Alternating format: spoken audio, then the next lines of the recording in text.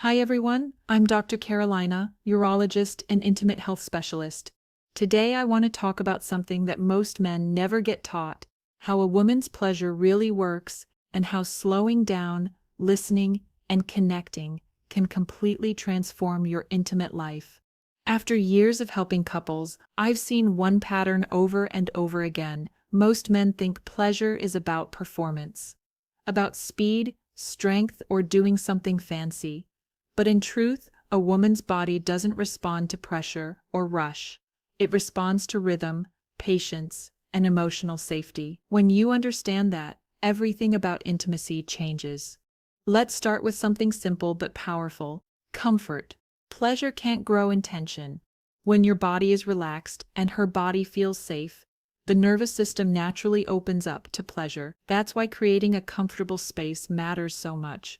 Soft lighting, relaxed breathing, good positioning, even small things like using pillows or slowing your own breath tell her body, you can relax, you're safe here. Once comfort is in place, the second pillar is patience. Women's arousal builds in layers, not in sudden bursts. Think of it like warming up. The body and the mind need time to connect. Starting gently, focusing on rhythm and subtle teasing, rather than intensity, allows those layers of pleasure to grow naturally. If you rush, you might actually interrupt the process. When you slow down, you give her nervous system time to catch up, and that's when deeper arousal begins.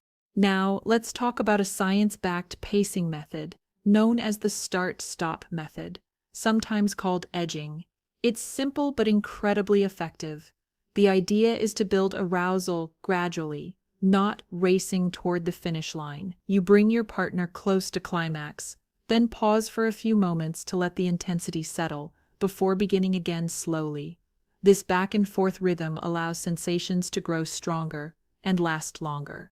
Physiologically, here's what happens. When arousal rises and then steadies, blood flow increases, sensitivity heightens, and the brain releases more oxytocin and dopamine, the chemistry of connection and pleasure. Over time, this method can lead to more powerful and more satisfying orgasms, while also deepening trust and emotional connection between partners. The real key, though, is awareness. Women's bodies give signals all the time. Breathing changes, muscles tighten or relax, movements become more responsive. When you pay attention to those cues, you'll know instinctively when to slow down or continue. That kind of attunement shows that you're present, that you care, and that you're sharing an experience rather than performing one. Another thing many men overlook is that emotional intimacy amplifies physical pleasure. When a woman feels understood and safe, her body can fully let go. Confidence doesn't come from control, it comes from presence, from knowing you can be patient, gentle, and fully there in the moment. That's what creates lasting chemistry, not just physical attraction. And for the men watching who are over 50 or 60, I want to emphasize something important. Your age is not a limitation. In fact, it's an advantage. Maturity brings patience, empathy, and attention to detail. These are exactly the qualities that make you a better lover and partner. You don't need to rely on stamina or speed.